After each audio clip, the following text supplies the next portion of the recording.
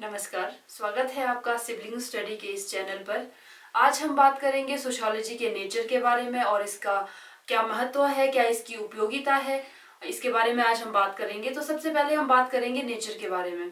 किसी विषय का नेचर हमें क्या बताता है और वह विषय किस बारे में है, क्या उसका काम है, उसके अंतर्गत क्या क्या हम अध्ययन करते हैं, उसकी विशेषताएं क्या है, उसका स्वभाव क्या है, अध्ययन का तरीका क्या है और क्या इसकी सीमा है, इसके बारे में हम आज जानेंगे।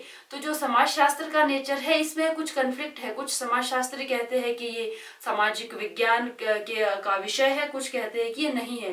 तो सबसे पहले हम ये जान लेते हैं कि आखिर ये साइंस है क्या।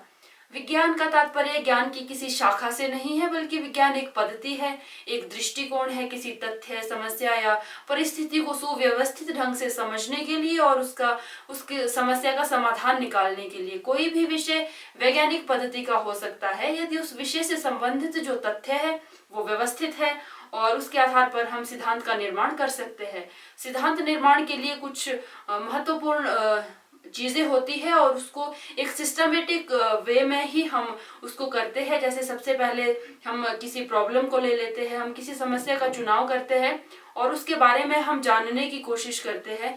फिर हम उसको लेके एक अवधारणा बना लेते हैं, एक उपकल्पना हम बना लेते हैं। वो बाद में सही भी हो सकती है और गलत भी हो सकती है। फिर उसके बाद हम डाटा कलेक्ट करते हैं और उसके बाद हम अवलोकन करते हैं, उसका विश्लेषण करते हैं, सामान्यीकरण करते हैं, फिर उसकी जांच करते हैं, उसकी सत्यता का पता लगाते हैं और जो उसका निष्कर्ष निकलता है उसके आधार पर हम जो वर्तमान में घटनाएं घटित हो रही है या कुछ समस्याएं हैं, उसके आधार पर हम भविष्य के लिए भी कुछ भविष्यवाणी कर सकते हैं कि आने वाले समय में इसमें क्या कुछ समस्याएं होगी, क्या इसकी समस्याएं रहेगी, इसके बारे में भी हम थोड़ा बहुत आइडिया लगा सकते हैं इसके माध्यम से। तो हम बात करेंगे अब इसके बाद इसके महत्व की और इसकी उपयोगिता की। प्रत्येक विषय की एक अपनी उपयोगिता होती है, अपना एक महत्व होता है। समाजशास्त्र भी एक ऐसा ही विषय है, इसकी भी एक अपनी उपयोगिता है, इसका एक अपना महत्व है और ये व्यक्ति के लिए, राष्ट्र के लिए, समाज के लिए किस प्रकार से उपयोगी है, इसके बारे में आज हम बात करेंगे। तो सबसे पहले तो हम बात करेंगे, ये जो है वो मानव समाज के वैज्ञानिक अध्ययन के में भी ये सहायक है। ये एक ऐसा विज्ञान है जो समाज में जो सामाजिक संबंध है, सामाजिक संगठन है, उसको समझने में ये हमारी मदद करता है और समस्याओं को सुलझाने में भी ये मदद करता है। समाज में कई प्रकार की समस्याएं होती है और उसको सुलझाने में भी ये हमारी मदद करता है। जैसे आजकल समस्याएं ले लीजिए, टेक्नोलॉजी आ गई है, इंटरनेट है और इससे जो है वो निरंतर हमारा जो समाज है वो तेजी से परिवर्तित हो रहा है। इसमें बहुत सारे चेंजेस हो रहे हैं, तो इससे कई सारी हमें परेशानियां हो रही है। तो इससे निपटने के लिए भी ये हमारी सहायता करता है। ऐसा नहीं है कि इंटरनेट और टेक्नोलॉजी में हमें समस्याएं हो रही है, इसमें बहुत सारी सुविधाएं भी है।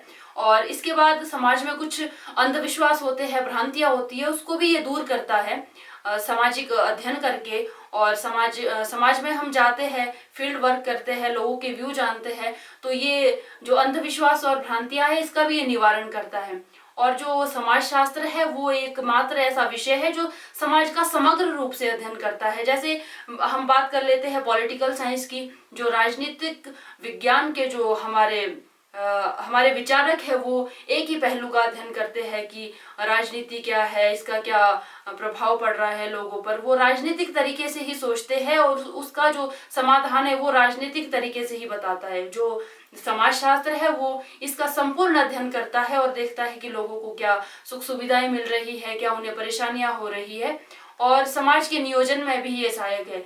जो हमारा समाज है, भारतीय समाज ही ले लेते हैं हम, ये बहुत बड़ा इसमें कई सारे सामाजिक समूह है और हमारे बहुत सारे ऐसी जनजातियां हैं, जातियां हैं और इसमें क्या है कि प्रत्येक समाज एक बराबर तो विकसित नहीं हुआ है अभी।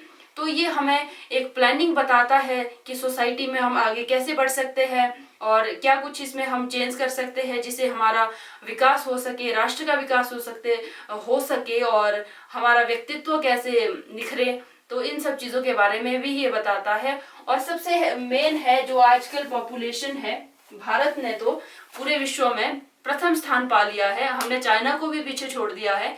तो इसके कुछ सामाजिक कारण भी है, जैसे कुछ ऐसी प्रथाएं हैं, परंपराएं हैं, मान्यताएं हैं। लोग लड़कों की चाह में अपना परिवार बहुत बड़ा कर देते हैं। वो ये नहीं सोचते कि समाज में इसका क्या प्रभाव पड़ेगा। तो इसमें एक हमारे थिंकर है माल्थस, उन्होंने भी अपनी थ्योरी दी है और उन्होंने कहा है कि जिस तरह से जनसंख्या बढ़ती है, संसाधन उस तरह से नहीं बढ़ते और आने वाले समय में जो है संसाधनों के लिए बहुत संघर्ष होने वाला है और लोगों को बहुत प्रॉब्लम होने वाली है। खैर इसके बारे में तो हम आगे जानेंगे, क्योंकि ये भी आपके सब्जेक्ट में आपके जो टॉपिक है HPTGT के लिए जो सोशियोलॉजी के टॉपिक है, इसमें भी जनसंख्या का कुछ टॉपिक है, इसके बारे में हम आगे जानेंगे। और उसके बाद होता है एक व्यक्तित्व निर्माण में भी ये सहायक है।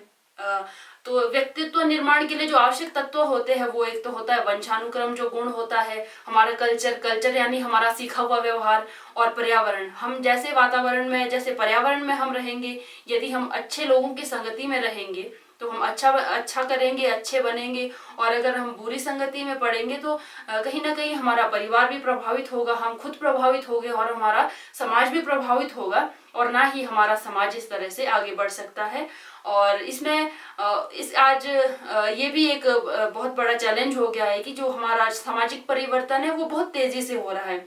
इसमें बहुत सारी समस्याएं आ रही है, जैसे मानसिक तनाव है और व्यक्ति आत्महत्या कर रहा है, इसकी रेशो बहुत बढ़ गई है।